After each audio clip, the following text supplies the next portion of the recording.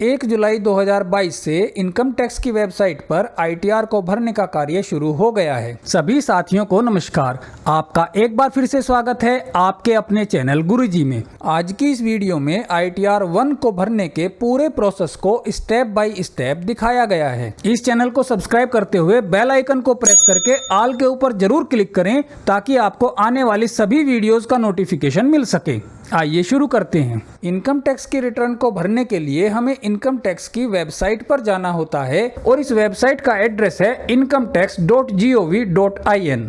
इस वेबसाइट को खोलने पर हमारे सामने ये इनकम टैक्स का होम पेज आ जाता है। अगर आपने इनकम टैक्स में पहले से ही रजिस्ट्रेशन नहीं किया हुआ है तो यहाँ पर ये रजिस्टर का बटन दिया गया है, इसके ऊपर क्लिक करके आपको सबसे पहले अपना रजिस्ट्रेशन करना होगा। इस वेबसाइट में लॉगिन करने के लिए यहाँ पर लॉगिन का बटन दिया गया है, इसके ऊपर क्लिक करेंगे। यहाँ सबसे पहले आपको अपनी यूज़र आईडी भरनी है जो कि आपका पैन नंबर होता है। इसको भरने के बाद यहाँ कंटिन्यू के ऊपर क्लिक करेंगे। यहाँ पर सबसे पहले आपको सिक्योर मैसेज के साथ जो ये बॉक्स दिया गया है इसके ऊपर क्लिक करना है और यहाँ अपने पासवर्ड को भर के कंटिन्यू के ऊपर क्लिक करना है। यहाँ पर ये डैशबोर्ड आपके सामने आ जाता है। 2021-22 का जो फाइनेंशियल ईयर है जो 31 मार्च 2022 को एंड हुआ है, जिसके लिए जो करंट ईयर 2022-23 चल रहा है ये असेसमेंट ईयर है। इस फाइनेंशियल ईयर या 2022-23 के असेसमेंट ईयर के लिए जो रिटर्न भरनी है उसके लिए हम यहाँ फाइल नाउ का जो बटन दिया गया है इसके ऊपर क्लिक करेंगे। रिटर्न भरने के लिए सबसे पहले हमें असेसमेंट ईयर को सेलेक्ट करना है। यहाँ पर हम क्लिक करेंगे और 2022-23 करंट असेसमेंट ईयर को सेलेक्ट कर लेंगे। इसके बाद हम ऑनलाइन मोड को सेलेक्ट करेंगे और कंटिन्यू के बटन को प्रेस करेंगे। अगर हमने पहले से ही कोई इनकम टैक्स रिटर्न इसमें भर रखी है, इनकम्प्लीट है, तो वो यहाँ पर ड्राफ्ट के फॉर्म में आपको दिखाई देगी। लेकिन क्योंकि हम पहली बार ही इस रिटर्न को भर रहे हैं इस फाइनेंशियल ईयर के लिए, तो यहाँ पर कोई ड्राफ्ट सेव नहीं है और हम न्यू फाइलिंग को स्टार्ट यहाँ से करेंगे। न्यू फाइलिंग का यहाँ पर बटन बना हुआ है, इस बटन को हम प्रेस करेंगे। इसके बाद आपको 3 ऑप्शन मिलते हैं। आप इनकम टैक्स की जो रिटर्न है वो इंडिविजुअल कैपेसिटी में भर रहे हैं या हिंदू अनडिवाइडेड फैमिली के लिए भर रहे हैं या फिर अदर्स के लिए भर रहे हैं।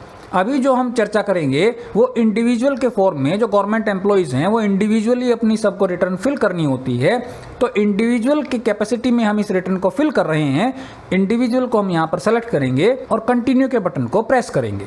इसके बाद हमें आईटीआर फॉर्म की टाइप को सेलेक्ट करना है, जिसके लिए यहाँ पर क्लिक करेंगे तो आईटीआर 1, 2, 3, 4 और 7 तक के ऑप्शन हैं। इसके अंदर 7 डिसेबल ऑप्शन है। इसमें से हम आईटीआर 1 को सेलेक्ट कर लेंगे और प्रोसीड करेंगे आईटीआर 1 के साथ। इस बटन के ऊपर क्लिक करेंगे तो यहाँ पर ये 3 स्टेप दिखाता है कि 3 स्टेप में आपको अपनी रिटर्न को फाइल करना है। सबसे पहले स्टेप में आपको अपनी जो डिटेल्स हैं उनको वैलिडेट करना है। दूसरे स्टेप में आपको उसे कंफर्म करना है और तीसरे स्टेप में आपको सबमिट करना है। लेट्स गेट स्टार्टेड का यहाँ पर बटन दिया हुआ है जिससे हम आगे प्रोसीड करेंगे।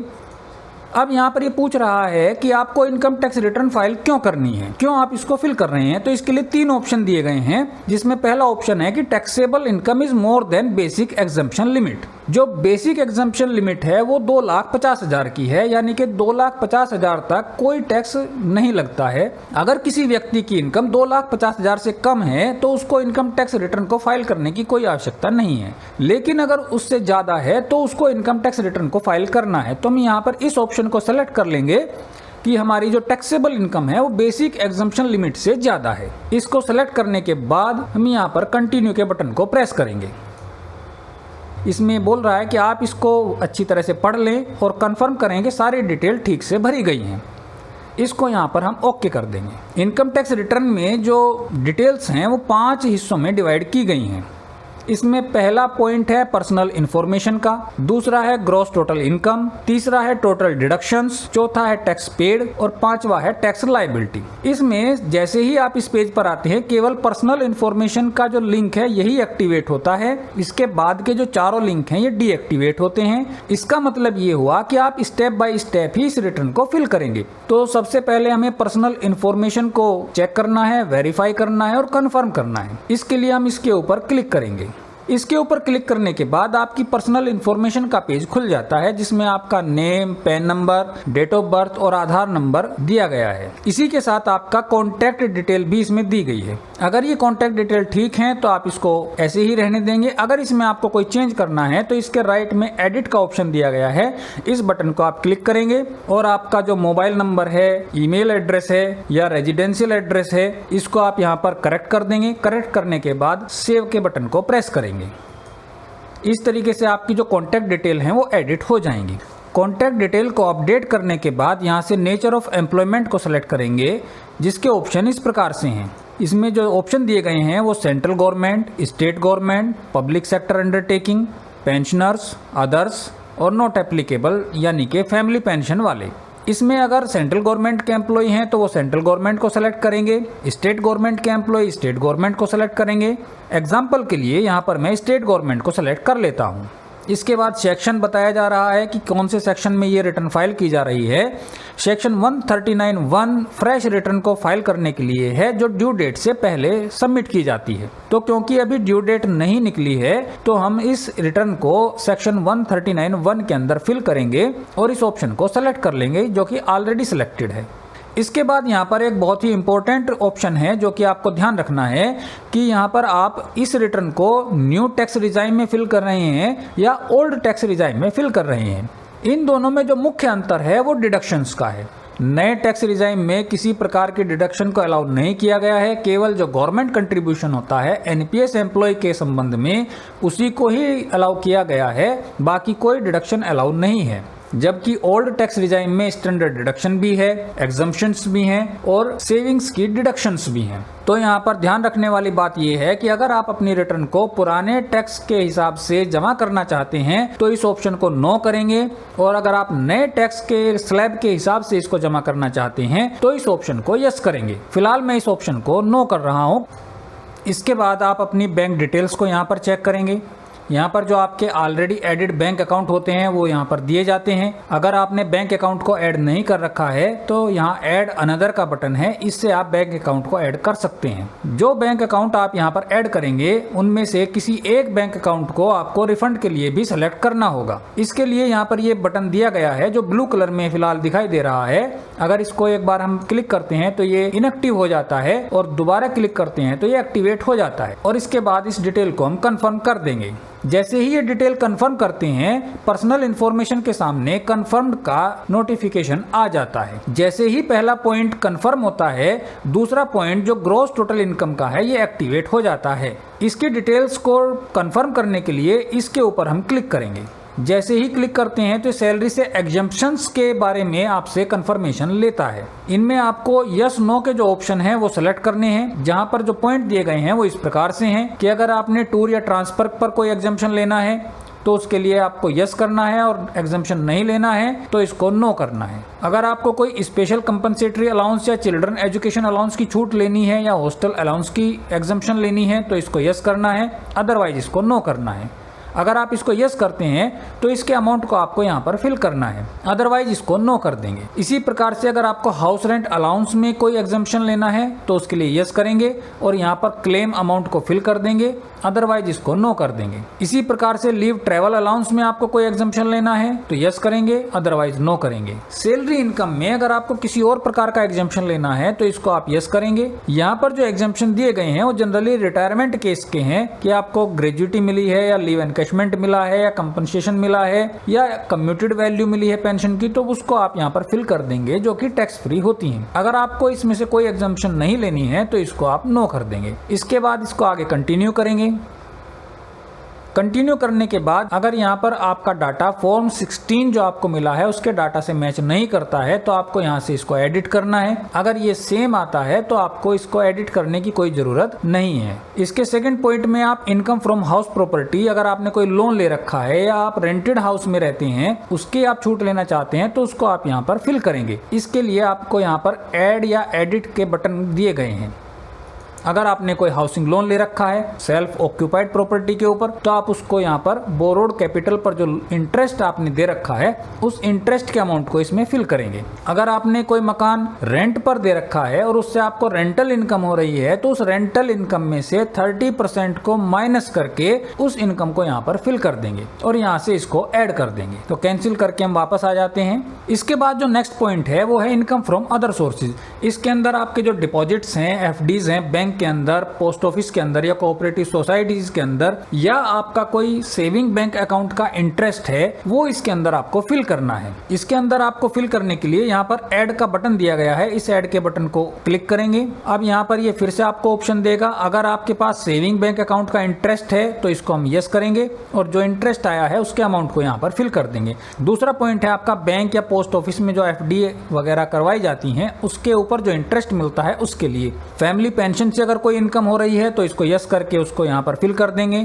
अगर कोई इनकम टैक्स रिफंड आपको मिला है तो उसको यस करके इसमें फिल कर देंगे। अगर कोई इसके अलावा भी आपको इनकम हुई है तो उसको यस करेंगे और यहाँ पर फिल कर देंगे। उसके डिस्क्रिप्शन को हम यहाँ लिख देंगे कि किस चीज़ की ये इनकम हुई है। अगर कोई डिविडेंड की इनकम हुई है तो उसको हम यस करेंगे और यहाँ पर हम उसको फिल कर देंगे। अगर कोई डिविडेंड इनकम नहीं है तो इसको हम नो कर देंगे। इसके बाद आगे कंटिन्यू करेंगे। अगर इसमें आपको कोई चेंज नहीं करना है तो बैक आ जाएंगे। इसके बाद यहाँ पर ये आपको ग्रॉस टोटल इनकम शो करेगा। ग्रॉस टोटल इनकम में से जो एग्जम्प्टेड इनकम है उसकी डिटेल को इसके नीचे फिल किया जाएगा। एग्जम्पशंस को ऐड करने के लिए यहाँ पर ऐड डिटेल्स को हम क्लिक करेंगे। अब हमारा एग्जम्पशंस किस प्रकार का लेना चाहते हैं उसकी जो डिटेल्स है वो यहाँ पर दी गई है कि हम एग्रीकल्चर इनकम का है या किसी और रीजन का है। जो सारे रीजन्स इसमें दे रखे हैं, ट्रेवलिंग अलाउंस का है, चिल्ड्रन एजुकेशन अलाउंस का है, इनमें से जो भी रेलिवेंट हमारा रीजन है उसको हम यहाँ पर सेलेक्ट करेंगे और उसके अमाउंट को यहाँ पर फिल करके ऐड कर देंगे। इसके बाद लास्ट में आकर के हम यहाँ पर कंफर्म के बटन को प्रेस करेंगे। जैसे ही हम इसको कंफर्म करते हैं ऐसे ही हमारा जो दूसरा पॉइंट है ग्रॉस टोटल इनकम का, ये कंफर्म हो जाता है और इसके कंफर्म होने के बाद जो टोटल डिडक्शन का फील्ड है ये ओपन हो जाता है। डिडक्शंस को फिल करने के लिए इसके ऊपर क्लिक करेंगे। इसमें जो सबसे पहले दिया गया है वो डोनेशंस का है। अगर आपने कोई डोनेशन पेड किया है और उसका डिडक्शन चाहते हैं तो इसको यस करेंगे। यहाँ पर इसके लिए 80G जो फॉर्मेट है उसको फिल करना होगा। अगर आप डिडक्शन के किसी अमाउंट का क्लेम नहीं करते हैं तो इसको नो कर देंगे। इसी प्रकार से अगर आपने साइंटिफिक रिसर्च के लिए कोई डोनेशन दिया है तो यस कर देंगे।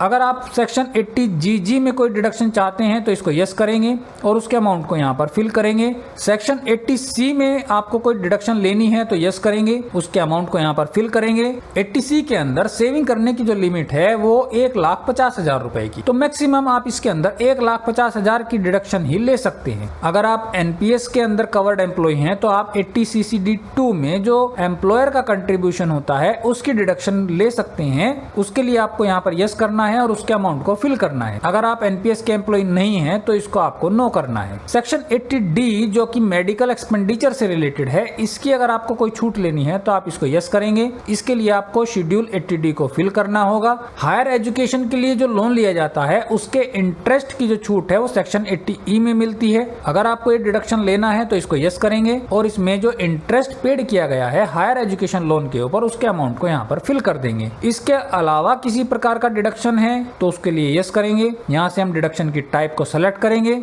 इसके अंदर जो आप डिडक्शन क्लेम कर सकते हैं वो इस प्रकार से हैं, या आपने पेंशन फंड में कोई इन्वेस्टमेंट कर रखा है, या आपका कंट्रीब्यूशन है पेंशन स्कीम के अंदर, या फिर आपके ऊपर कोई डिसेबल डिपेंडेंट है, या फिर स्पेसिफाइड डिजीज का मेडिकल ट्रीटमेंट का है। रेजिडेंशियल हाउस प्रॉपर्टी के लोन के इंटरेस्ट के लिए एक स्पेशल प्रोविजन है सेक्शन 80EE में जिसकी लिमिट 50,000 की है, उसको आप यहाँ पर क्लेम कर सकते हैं। एक सर्टेन टाइप की जो कंडीशंस हैं उसके अंदर आपने जो हाउस प्रॉपर्टी परचेज की है उसके लिए आप 80EEA के अंदर डिडक्शंस को क्लेम कर सकते हैं।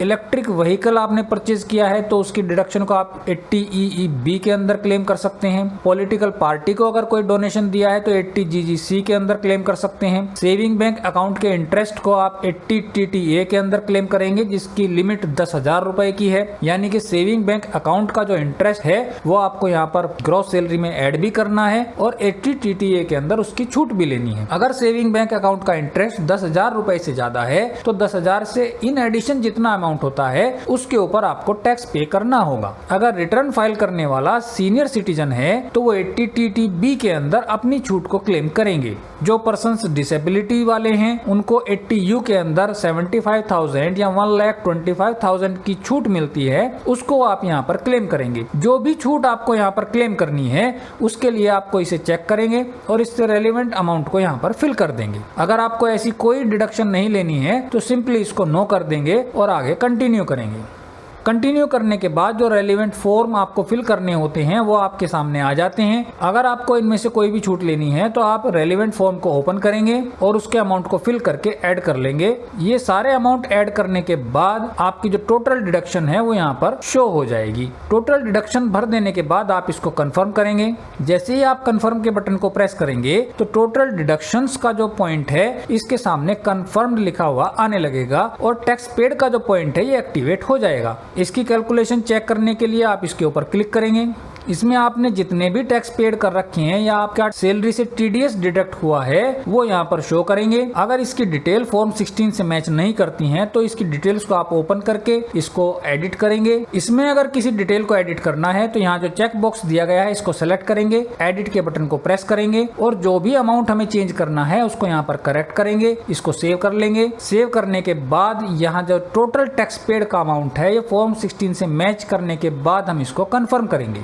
जैसे ही हम कंफर्म का बटन प्रेस करते हैं तो टैक्स पेड का जो पॉइंट है इसके ऊपर कंफर्म्ड लिखा हुआ आ जाता है। इसके बाद लास्ट पॉइंट है टोटल टैक्स लायबिलिटी, इसको हम ओपन करेंगे। इसमें आपकी जो कैलकुलेशन है वो सारी आ जाती है। ग्रॉस टोटल इनकम आपकी कितनी है, कितना आपका टैक्स बनता है। अगर सेक्शन 89 के अंदर आपको कोई टैक्स रिलीफ लेनी है तो इसके लिए आपको फॉर्म 10E भरना होगा। इस रिटर्न को सबमिट करने से पहले आपको फॉर्म 10E को फिल करके सबमिट करना होगा, तभी आप सेक्शन 89 के अंदर इनकम टैक्स की रिलीफ को ले सकते हैं। इसके बाद हम इसको कंफर्म कर देंगे।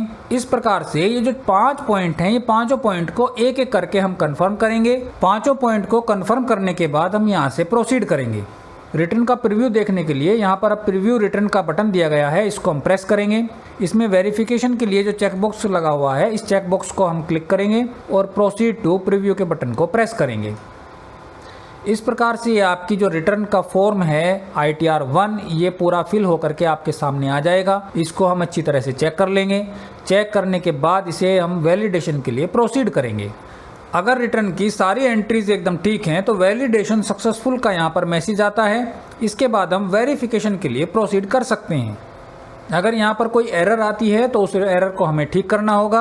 उसके बाद फिर से हम इसको वैलिडेट करेंगे और जब वैलिडेशन सक्सेसफुल हो जाएगा इसके बाद हम वेरिफिकेशन के लिए प्रोसीड करेंगे। वेरिफिकेशन के लिए 3 ऑप्शंस हैं, या तो हम साथ के साथ ही ई वेरीफाई कर दें, या फिर दूसरे ऑप्शन में हम इसे 120 दिन के अंदर ई वेरीफाई कर दें, या फिर तीसरा ऑप्शन दिया गया है कि आप इस इनकम टैक्स रिटर्न के एक्नॉलेजमेंट को डाउनलोड कर लें, उसके ऊपर सिग्नेचर करके इनकम टैक्स डिपार्टमेंट को 120 दिन के अंदर पोस्ट कर दें। इनमें से जो भी ऑप्शन आपको लेना है उसको आप सेलेक्ट करेंगे और कंटिन्यू करेंगे। मान लेते हैं आपको साथ के साथ ही इसको ई वेरीफाई करना है तो पहले ऑप्शन को आप सेलेक्ट करेंगे और यहाँ से कंटिन्यू करेंगे। ई वेरिफिकेशन के जो ऑप्शंस हैं वो यहाँ पर दिए गए हैं। इसमें सबसे पहला ऑप्शन है कि आधार के साथ जो मोबाइल रजिस्टर्ड है उसके OTP के थ्रू आप इसको वैलिडेट करें। दूसरा ऑप्शन है कि डिजिटल सिग्नेचर सर्टिफिकेट के माध्यम से इसको वेरीफाई करें। तीसरा ऑप्शन है कि नेट बैंकिंग के थ्रू आप EVC इलेक्ट्रॉनिक वेरिफिकेशन कोड को जनरेट करें, या फिर बैंक अकाउंट की डिटेल्स के साथ आप EVC को जनरेट करें और उससे इसको वेरीफाई करें, या आपके पास कोई डीमैट अकाउंट है तो उसके थ्रू आप EVC यानी कि इलेक्ट्रॉनिक वेरिफिकेशन कोड को जनरेट करके उससे वेरीफाई करें।